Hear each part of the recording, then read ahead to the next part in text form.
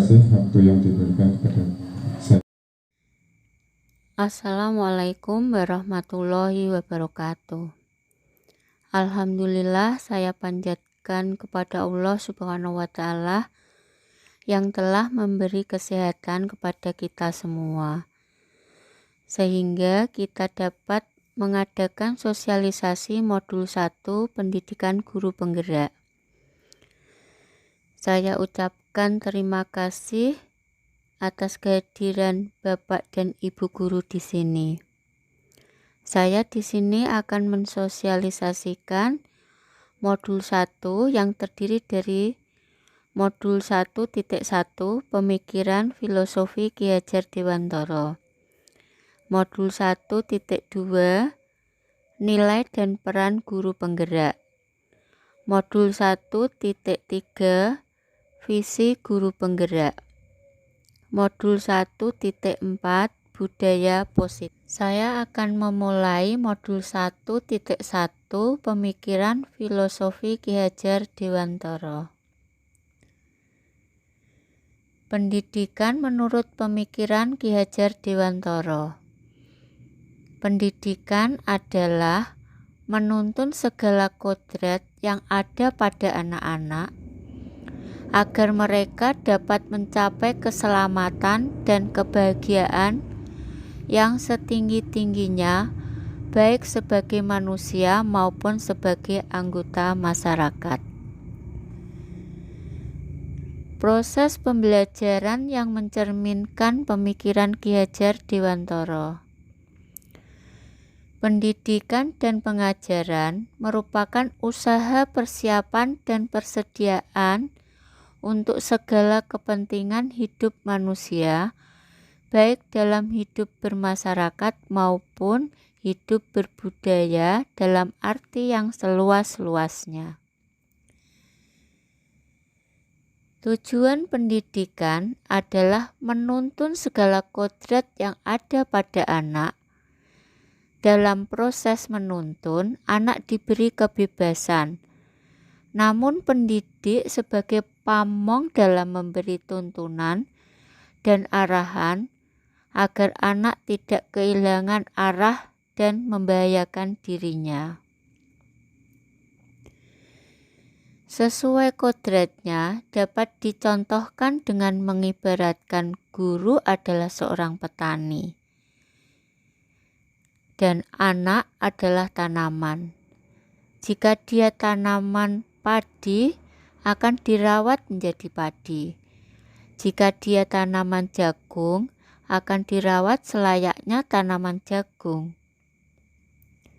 Ki Hajar Dewantara bukan penganut aliran tabula rasa.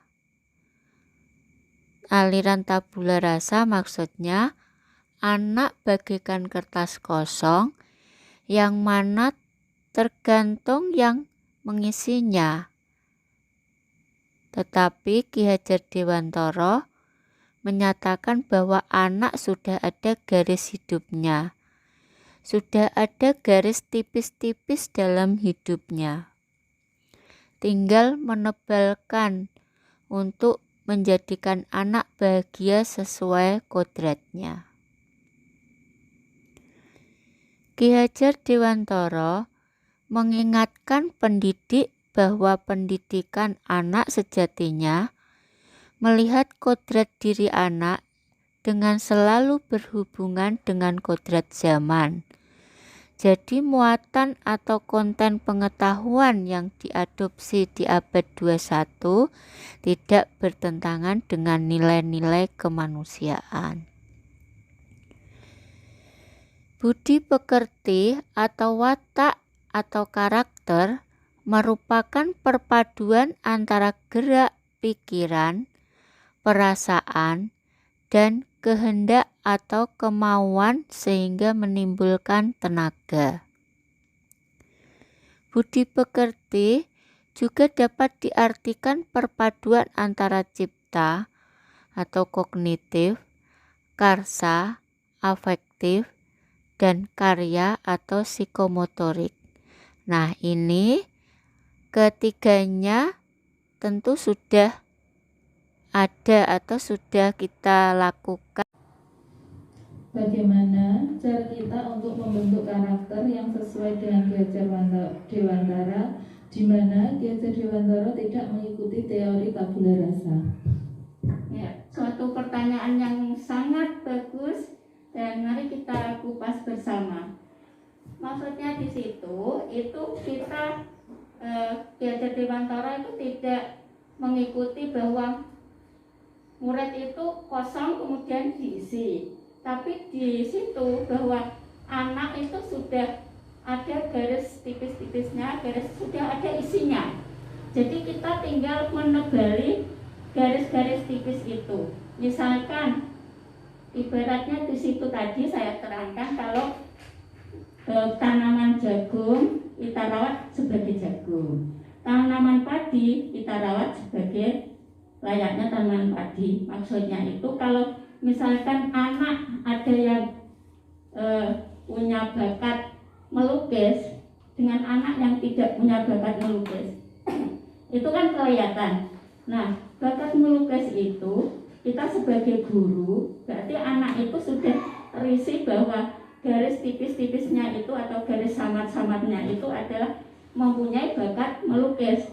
Kita pandu bagaimana biar dia itu bisa melukis yang bagus, kemudian kalau lomba pun kita ikutkan dan menang, bagaimana dia bisa berkembang dalam melukisnya.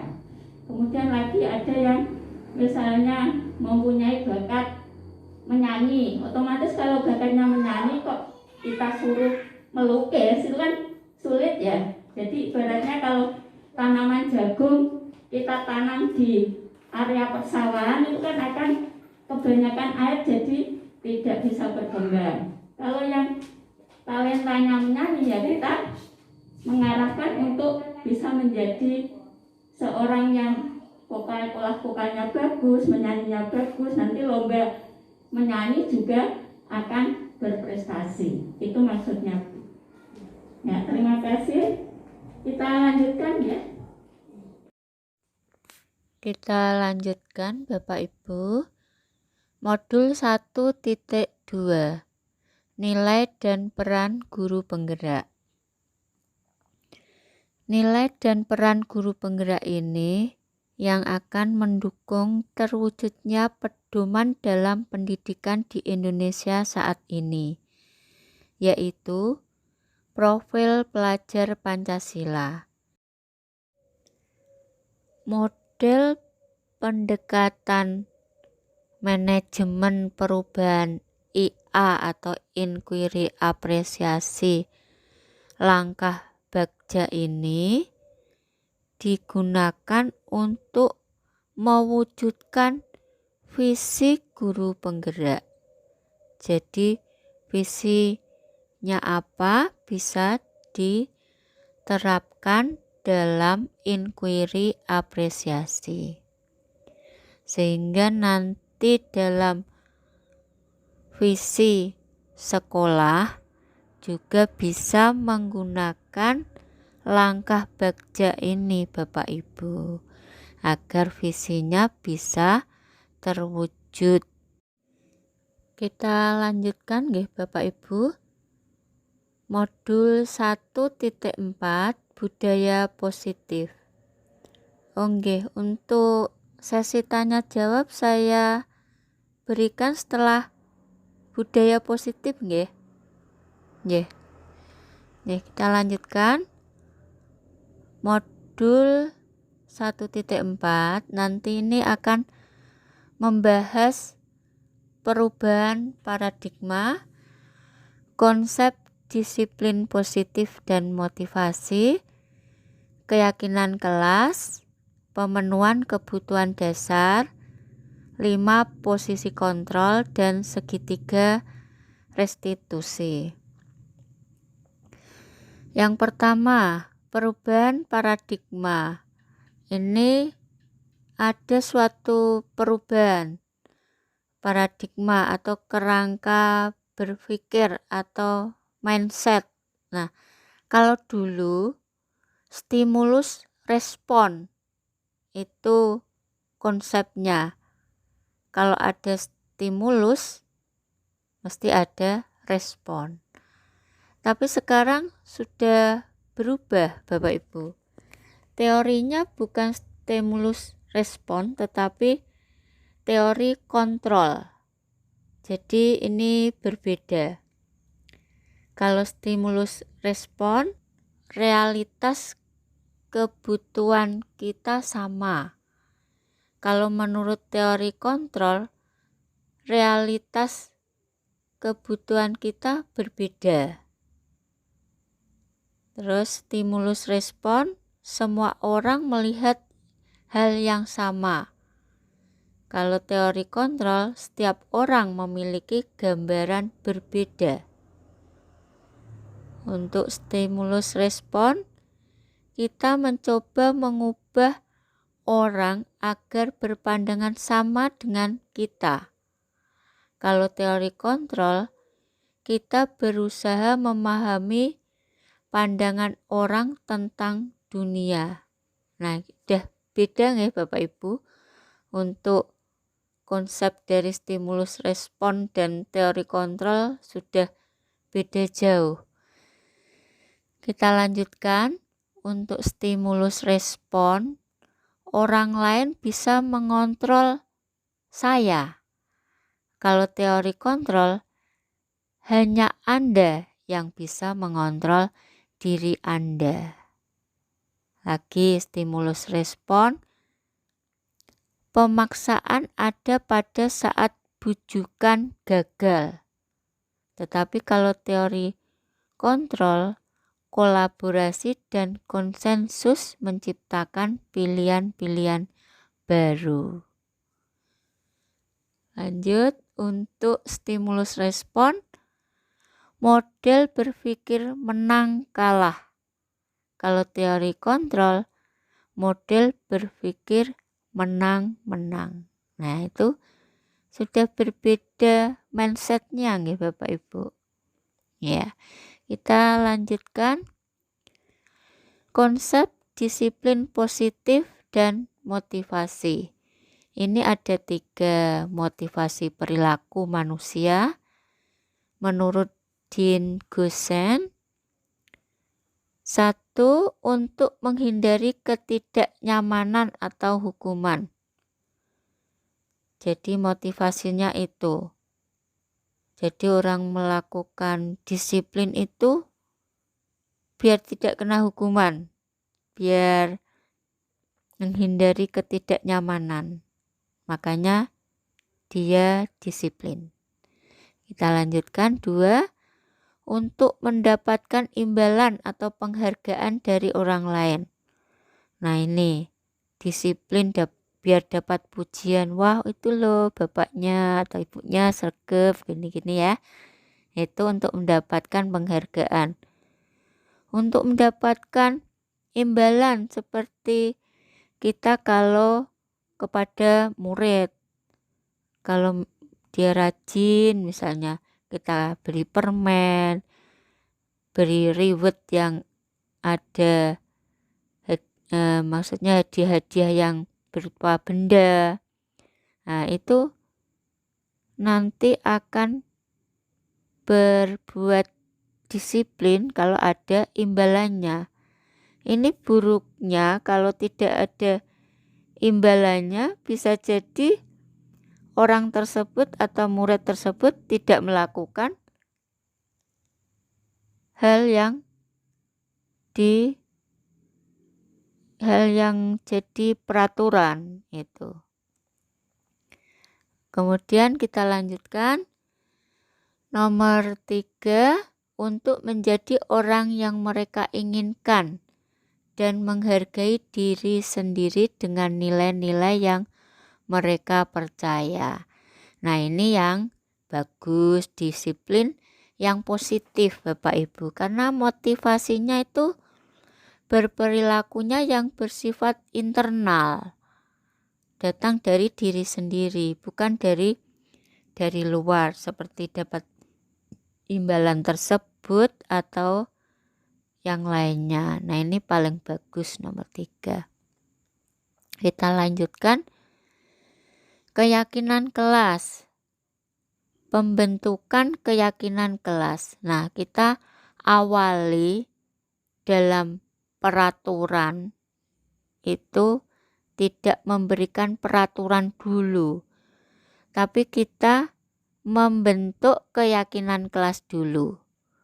Jadi misalnya Bapak Ibu mau memberikan peraturan di kelas, tidak kita langsung serta-merta memberikan peraturan itu, tetapi kita membuat keyakinan kelas, kita membuat kesepakatan kelas dulu. Yang disepakati apa nanti biar menjadi keyakinan kelas. Misalkan kesepakatan untuk datang tepat waktu. Nah, itu kita yakinkan bahwa kita harus datang tepat waktu. Kalau sudah yakin, nah barulah nanti murid akan melaksanakan atau melakukan apa yang diyakini dalam kelas tersebut. Nah, meningkat keyakinan itu menjadi peraturan. Jadi tanpa kita berikan peraturan dahulu, murid-murid sudah melakukan. Kenapa? Karena sudah meyakini bahwa hal itu benar. Sudah ada kesepakatan dalam kelas mereka. Nah, ini ada kebutuhan dasar manusia. Kebutuhan dasar manusia ada 5. Kebutuhan untuk bertahan hidup, kebutuhan cinta dan kasih sayang, kebutuhan kebebasan, kebutuhan kesenangan, kebutuhan kekuasaan. Nah, ini ada kebutuhan bertahan hidup, misalnya makan, itu kan biar bertahan hidup. Kemudian cinta dan kasih sayang. Kalau di kelas tidak pilih kasih, gurunya mencintai, menyayangi semua murid-muridnya sehingga tidak membeda-bedakan. Nah, itu kan kebutuhan dasar manusia, yaitu murid kebutuhannya tercukupi dari gurunya, ada kasih sayang dari gurunya. Lagi kebutuhan kebebasan, orang kepengen bebas ya. Misalnya guru biar muridnya bebas, tidak jenuh di dalam kelas terus, sekali waktu diajak keluar belajar di alam, biar anak-anak merasa suatu kebebasan. Kemudian kesenangan. Nah, ini anak-anak juga mempunyai kesenangan sendiri. Jadi ada kebutuhan kesenangan. Kebutuhan kekuasaan. Nah, ini juga ada pada manusia. Suatu power, punya kekuasaan. Nah, ini. Kita lanjutkan 5 posisi kontrol. 5 posisi kontrol ini: 1. Penghukum. Jadi kontrol guru ya maksudnya. Jadi posisi guru itu sebagai penghukum. Yang kedua, guru sebagai pembuat orang merasa bersalah. Yang ketiga, posisi guru sebagai teman. Yang keempat, posisi guru sebagai pemantau atau monitor. Yang kelima, posisi guru sebagai manajer. Yang terbagus otomatis yang manajer ini Bapak Ibu. Biar nanti kalau mengajar di kelas itu, kalau gurunya dalam posisi kontrol manajer itu nanti bisa mencetak karakter murid untuk sebagai manajer. Jadi yang bagus nomor 5. Nah, bagaimana yang guru posisinya penghukum, Bapak Ibu? Guru yang menghukum siswanya karena tidak bisa menjawab perkalian misalnya.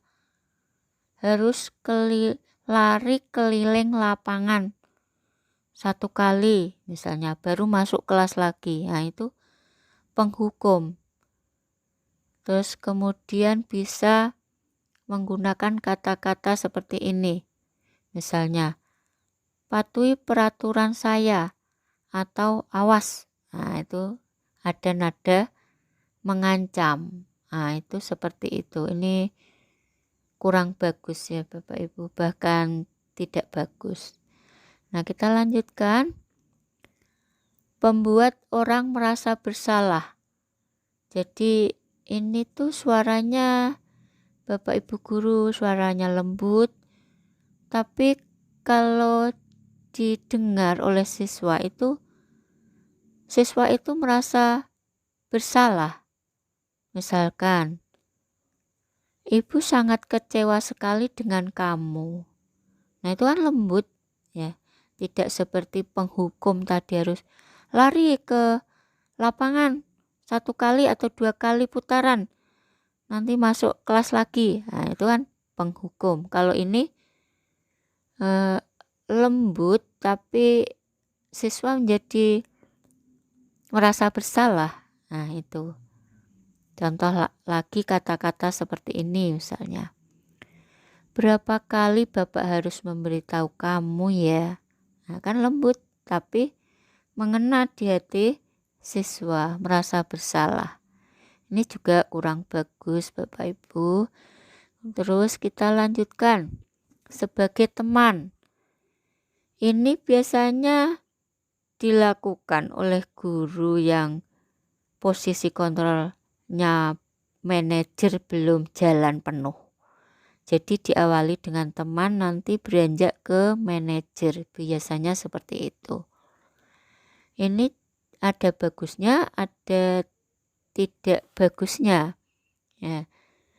Kemudian contohnya misalnya teman bagaimana kata-katanya, misalnya ayo bantulah demi Bapak ya. Nah, akhirnya kan siswa membantu karena Bapak gurunya itu sebagai teman, akhirnya dibantu. Nah, itu kurang bagusnya di situ. Nah, misalkan lagi, ya sudah kali ini tidak apa-apa, nanti ibu bantu bereskan. Nah, nanti suatu saat juga akan melakukan tindakan kesalahan yang sama. Murid akan berpikir, alah nanti juga dibereskan Bu Guru kan jadi teman saya. Nah, begitu. Kurang bagusnya seperti itu untuk posisi kontrol guru sebagai teman. Kita lanjutkan. Sebagai pemantau atau pemonitor. Contoh pertanyaannya, peraturannya apa? Apa yang telah kamu lakukan? Sanksi atau konsekuensi apa? Nah, itu jadi memantau, memonitor siswa itu. Siswa itu melakukan ini, itu dipantau terus. Nah, jadi ini berawal dari stimulus respon kalau yang posisi monitor ini. Kita lanjutkan. Manajer, posisi kontrol guru sebagai manajer. Ini posisi yang terakhir dan posisi yang paling bagus, yaitu guru mempersilakan murid mempertanggungjawabkan perilakunya, mendukung murid agar dapat menemukan solusi atau permasalahannya sendiri, memecahkan masalahnya sendiri. Jadi seorang manajer telah memiliki keterampilan di posisi teman maupun pemantau. Nah, dengan demikian sewaktu-waktu diperlukan, nah menginginkan murid kita menjadi manusia yang merdeka, mandiri dan bertanggung jawab. Nah, ini perlu acuan, maka ada acuan ke restitusi yang mana dapat menjadikan murid kita seorang manajer bagi dirinya sendiri tentunya.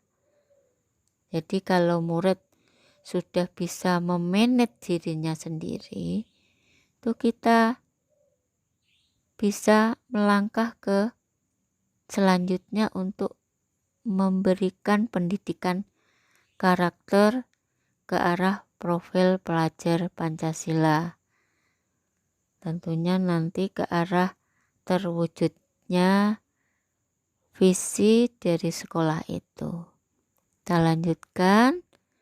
Nah, ini terakhir segitiga restitusi. Apa itu restitusi, Bapak Ibu? Nah, ini restitusi adalah proses menciptakan kondisi bagi murid untuk memperbaiki kesalahan mereka sehingga mereka bisa kembali pada kelompok mereka dengan karakter yang lebih kuat. Nih, ya. Kita dalam merestitusi ini, ciri-ciri restitusi yang membedakan dengan program disiplin lainnya antara lain, restitusi bukan untuk menebus kesalahan, namun untuk belajar dari kesalahan. Yang kedua, memperbaiki hubungan. 3, restitusi adalah tawaran, bukan paksaan. Menuntun untuk melihat ke dalam diri, mencari kebutuhan dasar yang mendasari tindakan. Nah, itu untuk menguatkan, untuk fokus solusi, dan bisa mengembalikan murid yang berbuat salah pada kelompoknya. Nah, itu ciri-ciri restitusi. Kita lanjutkan bagaimana untuk mempermudah melakukan restitusi. Kita menggunakan langkah yang dinamakan segitiga restitusi, yaitu langkah yang pertama, menstabilkan identitas. Teori kontrolnya, kita semua akan melakukan hal terbaik yang bisa kita lakukan. Langkah yang kedua, validasi tindakan yang salah. Teori kontrolnya, semua perilaku memiliki alasan. Tentunya ada alasannya. Makanya kalau anak kita gunakan segitiga restitusi ketika ada problem, kita menggunakan segitiga restitusi ini ada validasi tindakan. Jadi yang salah alasannya apa? Jadi anak salah itu alasannya apa? Bisa ditanya. Ya, untuk selanjutnya yang ketiga, menanyakan keyakinan. Teori kontrolnya, kita semua memiliki motivasi internal. Nah, jadi anak mempunyai motivasi, baik dia melakukan hal-hal yang negatif atau positif, itu semua ada tujuannya. Motivasinya apa dalam berbuat salah itu? Ini Bapak Ibu bisa melihat segitiga restitusi. Ini bentuknya segitiga. Yang pertama ini dasarnya adalah menstabilkan identitas, paling bawah ini. kemudian divalidasi berupa validasi tindakan yang salah. Yang selanjutnya menanyakan keyakinan. Nih, kalau menstabilkan identitas, setiap orang pasti pernah melakukan kesalahan. Kamu bukan satu-satunya yang pernah melakukan ini. Nah, berarti kan anak stabil untuk emosinya kita stabilkan. Jangan sampai anak emosi, anak down atau apa. Jadi stabil. Kemudian validasi. Kamu tentu punya alasan mengapa melakukan itu. Nah, anak mesti punya alasan. Adakah cara yang lebih efektif untuk mendapatkan apa yang kamu butuhkan? Nah, itu ditanya pada anak. Langkah selanjutnya, menanyakan keyakinan. Nah, ini keyakinan kelas apa yang telah kita sepakati. Nah, tentunya sebelum melakukan segitiga restitusi, kita sudah menyanangkan keyakinan kelas yang kita buat bersama anak-anak. Kesepakatannya apa keyakinan kelas kita? Kalau keyakinan kelas itu sudah dilanggar, kita menanyakan balik ke siswa. Keyakinan kelas apa yang telah kita sepakati? Akhirnya anak kan bisa mengingat, oh kesepakatan kelas kita ini, yang saya yakini ini. Nah, kamu ingin menjadi orang yang seperti apa? Nah, misalnya seperti itu. Kan nanti akan dijawab oleh siswa. Kemudian kita yang akan meluruskannya tanpa ada istilahnya menghukum. Jadi kita benar-benar memanage murid untuk menjadi manajer bagi dirinya sendiri melalui segitiga restitusi ini. Bagaimana kita menegakkan peraturan agar dipatuhi murid?